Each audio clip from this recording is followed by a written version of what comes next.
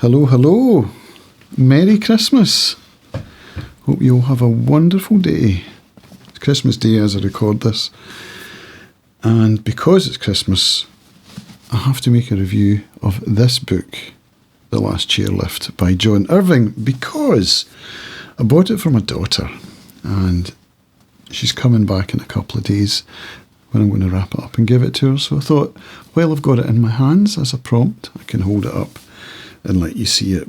Now, I did read it, obviously, or I wouldn't be reviewing it. I don't like to give books if I haven't read them. And when I bought it for her in Dunoon at a little bookshop in, was it called Print? I can't even remember the name of the bookshop in Dunoon, but there's only one. And I bought it for her. I didn't know it was out. I saw it on the shelf in the bookshop and I was like, ooh, I didn't know he had a new book out. Now, I'm a big fan of John Irving. One of my all-time favourite books is A Prayer for Owen Meany, which I also bought for my daughter a couple of years ago, I think, and she read it and loved it. So I figured this would make a nice gift. And as I said, I don't like to give books if I've not read them. So I got the Kindle version and I got the Audible version so that I could keep this one pristine. And it's a long book. It took me a while to get through it. It's about 900 pages or something. It's a long book. And the audio book, if you get it on Audible, doesn't list the main narrator for some reason, so I'll help you out. The main narrator is Jacques Roy. That's Jacques with the French spelling. Don't know why it's not listed there. There are a bunch of other names listed in the Audible synopsis description because, well, we'll get to that, but there are multiple narrators in this book and I'll explain why shortly. So, what's it about? We'll read the blurb first. Okay, here we go. In Aspen, Colorado in 1941, Rachel Brewster is a slalom skier at the National Downhill and Slalom Championships. Little Ray, as she is called, finishes nowhere near the podium, but she manages to get pregnant. Back home in New England, Little Ray becomes a ski instructor. Her son Adam grows up in a family that defies conventions and evades questions concerning the eventful past. Years later, looking for answers, Adam will go to Aspen. In the Hotel Jerome, where he was conceived, Adam will meet some ghosts. In The Last Chairlift, they aren't the first or the last ghosts he sees. So that doesn't give much away. You'll have to excuse Clover, she's barking, I know not why. So Adam is the main character in the novel and we follow him really from his birth right through until he's an older man.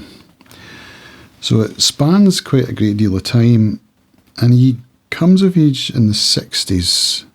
So we go through that period of time as he's raised in this dysfunctional family. And it is a very dysfunctional family.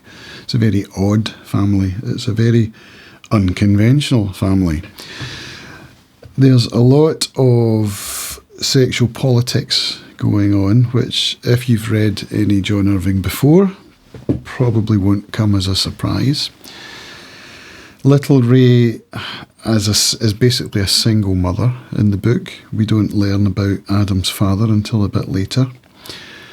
And he's raised by his mum partly, but she goes off to teach skiing. So he's raised by his grandmother and, well, his grandfather, but he features as a kind of side character, even a bit of a kind of comic character. The grandmother is a very big fan of literature and she reads Moby Dick to young Adam over a couple of years, or 3 years I think. And so Moby Dick as a novel features quite heavily in this book, which inspired me to buy a copy of it. I just got one that arrived a couple of days ago. I've never read it and I'm inspired to read it now because of how much it gets brought up in this book and how much of a, maybe not a plot device, but it plays quite a big part in the story. And then there's another character who comes along as really Adam's first friend, so to speak. A small man who is known as the snowshoer. He doesn't ski, he snowshoes. And so he makes friends with Adam. Turns out he's an English teacher at Adam's school, and he takes him under his wing and talks to him about literature, and in particular Great Expectations by Charles Dickens. So there are some references to Great Expectations in the book as well. Little Ray, Adam's mother, ends up falling for the snowshoer, and they get together. So I don't think that's a spoiler. That happens quite early on, and is a key part of the story. We follow their relationship as it evolves, and I won't go into any more about that relationship because it's unconventional and very, very interesting, and it's fun to read about, actually. And so we follow their story. We follow Adam's story as their son, because the snowshoer becomes like a father to Adam. And then we've got the other characters, Adam's cousins. We've got his cousin Nora, who's a dyke, and that's the word that's used in the book. I didn't know the word dyke until I saw Good Morning Vietnam. So when would that have been? In the 80s, I guess. Yeah, I think I saw it when I was in the army. So it must have been 88, 89-ish that I saw that. And I remember Robin Williams' character as the radio DJ in that film saying, "You're not allowed to say dykes anymore, it's women in comfortable shoes." I was like, dykes? Right, okay. But yeah, so Nora's a dyke. She falls in love with a girl called M, who's another big character in the book. They're both very big characters in the book, and they have a relationship that's super interesting, yet another one. And they go on to start performing together as two dykes, one who talks, as what's the word? They're a comedy duo, but it's satire. They do satirical comedy. So there's a lot of politics of the day in the book, including AIDS and Reagan, a lot of that stuff that I vaguely remember growing up, but, you know, I didn't grow up in America, so it wasn't quite the same thing as it is, or as it was here in the UK. I knew of Reagan only really through Spitting Image, which was a satirical puppet show that was shown here in the UK. That's where I got most of my politics from in the 80s, Spitting Image. So, yeah, these two girls, they're very outspoken. I think being lesbians at that time was probably much more difficult. I mean, I know it was, because I remember the 80s. So it's fun to follow these characters as well as they go through their storyline. And the reason they're called Two Dykes, One Who Talks, is because M, Nora's partner, is mute. I mean, not physically mute, she's non-verbal. I'm not sure what the correct term for that would be, so forgive me if I've got that wrong, but she doesn't talk for reasons which are kind of explained, so I won't go into that anymore. So that's the scene. It's set in Maine, over on the East Coast, as I think all of John Irving's books are, around East Coast, Boston and New England. We've got New York as well, which features quite heavily in the book as a location. We've got this dysfunctional family, so we follow them through 30 or 40, maybe even 50 years. It's quite a long timeline. And to get back to the multiple narrators, why that comes up is because Adam is a writer, which, if you've read John Irving before, you'll be familiar with the kind of theme here. A lot of John Irving's main characters are writers. Adam's no different, and he writes novels and he writes screenplays. So as we follow his past, or he follows his past to discover who his father was, we learned about the Hotel Jerome in the synopsis. That's where he was conceived, so he ends up going back there. And in the story, he writes it as a screenplay. Now, for me, it didn't work. I did not enjoy the screenplay sections at all. And I know I'm not the only one, because I've read some reviews and other people have said the same. But it really took me out of the story. I didn't really enjoy it, and I actually skipped quite big chunks of it because it just didn't work. So keep that in mind. I'm not saying it doesn't work for everyone. It might work for you. it just didn't work for me. And to get back to the grandfather figure, Adam's grandfather, how he's a kind of comic relief character in some ways. At the beginning of the novel, he's retired and he's called, or he's known as the principal emeritus. And we learn later on that he was never a principal of the school. He was just an English teacher, but he had aspirations of becoming the principal. So for some reason, he gets called the principal emeritus, and he's got dementia. So as the novel progresses, his illness progresses and he kind of regresses back to childhood. And he ends up in nappies, or diapers as they're called in the book, because it's set in America.